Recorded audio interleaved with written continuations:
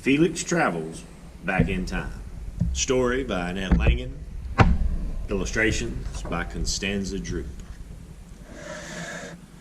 During a school field trip to the museum, something strange happened. Sophie's cuddly rabbit Felix suddenly disappeared. "Felix, where are you?" whispered Sophie. "Come out right now."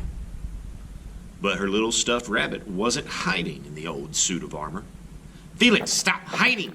Sophie called, now a little louder as she searched underneath all the benches in the museum. Felix wasn't there either.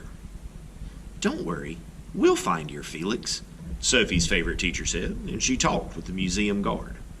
He pushed his cap back from his forehead, put on his glasses, and began searching for Felix. But even though he and Sophie's entire class scoured the museum, the little rabbit and his backpack were nowhere to be found. This was very, very bad. Sophie and Felix had known each other for forever, or at least since they had snuggled together in Sophie's crib. And even when Sophie grew bigger, Felix still got to sleep in her bed. Sophie and the little cuddly rabbit were inseparable. They got separated one time when Felix went on a world tour, but he sent her letters from everywhere and he came back at Christmas time. Felix always understood Sophie, and Sophie understood Felix. Outside the museum, the bus driver honks his horn again and again to let the children know it's time to leave. There still isn't any trace of Felix. "Sophie, we really have to leave now," her teacher says gently. Sophie feels a lump in her throat. "Don't be sad. The museum guard has promised to call the minute Felix turns up."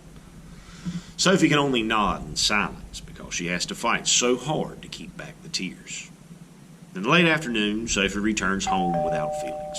Luckily, Grandma's there. She doesn't ask any questions and makes a hot chocolate for Sophie and then tea for herself. Sophie drinks a big gulp and then another, and then the tears begin to roll down her cheeks. Grandma hands Sophie one of her nicest handkerchiefs and takes her into her arms. After a few sobs, Sophie tells the story about the museum and the knight's armor, which was empty, about the big search and the nice museum guard. Grandma listens to every word while it grows pitch black outside. "Now," she says quietly, "there are more things between heaven and earth than we imagine." Sophie looks into the starry sky. "Where can Felix be now?" she thinks, and she whispers, "Do you think he's all right?" "Of course he is," Grandma says with a smile. "He's already traveled around the world, so we know he can take care of himself." Mom and Dad say exactly the same thing as soon as they're home from shopping. Only a little reassured, but very tired, Sophie falls asleep.